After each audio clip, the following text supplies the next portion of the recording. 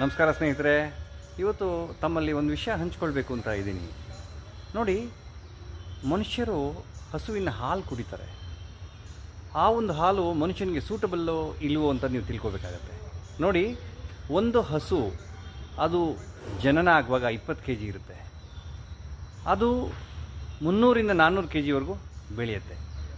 ಅಂದರೆ ಆ ಹಸುವಿನಿಂದ ಬಂದಂಥ ಹಾಲಿನಿಂದ ಬಂದಂಥ ಪೌಷ್ಟಿಕಾಂಶ ಕರುಗೆ ಸರಿಯಾಗಿದೆ. ಅದು 20 kgಯಿಂದ ಅದು 300-400 kg ಬೆಳೆಯೋದಕ್ಕೆ ಆ ಒಂದು ಹಾಲು ಸೂಕ್ತವಾಗಿದೆ, ನ್ಯೂಟ್ರಿಯೆಂಟ್ಸು. ಅದೇ ಥರ ಒಂದು ಆನೆ ಆಗಿರ್ಬೋದು. ಆನೆ ಎಷ್ಟು ಹುಟ್ಟಿದಾಗಲ ಒಂದು 100 kg ಇರುತ್ತೆ. ಅದು ಎಷ್ಟು kg ಆಗುತ್ತೆ? ಒಂದು 4 ರಿಂದ 5 ಸಾವಿರ kg ತನಕ ಅದು ವೇ ಆಗುತ್ತೆ. ಹಾಗಾಗಿ ಈ ಪ್ರಪೋರ್ಷನೇಟ್ ಏನಿದೆ ನೋಡಿ, ಇವತ್ತು ಈಗ ನ್ಯೂಟ್ರಿಯೆಂಟ್ಸ್ ಏನಿದೆಯೋ ಹಸುವಿನಲ್ಲಿ, ಆನೆಯಲ್ಲಿ, ಅದೇ ಥರ ಎಲ್ಲ ಪ್ರಾಣಿಗಳಲ್ಲಿ ಹಾಲಿನಲ್ಲಿ ಇರುವಂಥ ಒಂದು ನ್ಯೂಟ್ರಿಯೆಂಟ್ಸ್ ಏನು ಅಂದರೆ ಅದು ಗ್ರೋತ್ ಏನಾಗುತ್ತೋ ಆ ಗ್ರೋತ್ಗೆ ಅನುಗುಣವಾಗಿದೆ. ಅದೇ ಥರ ಮನುಷ್ಯನೂ ಕೂಡ ಒಂದು 2 ರಿಂದ 3 kg ಇರೋವಂಥ ಮನುಷ್ಯ ಒಂದು 50 ರಿಂದ 100 kg ಆಗ್ತಾನೆ. ಅದಕ್ಕೆ ಸರಿಯಾಗುವಂಥ ಒಂದು ಪೌಷ್ಟಿಕಾಂಶ ತಾಯಿ ಹಾಲಲ್ಲಿ ಇರುತ್ತೆ.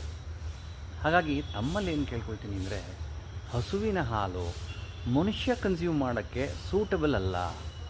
ಅಂದರೆ ಹಸುವಾಗಲಿ ಕರುಗೆ ಸೂಟಬಲ್ಲು, ಆನೆ ಆಗಲಿ ಆನೆ ಕರುಗೆ ಸೂಟಬಲ್ಲು.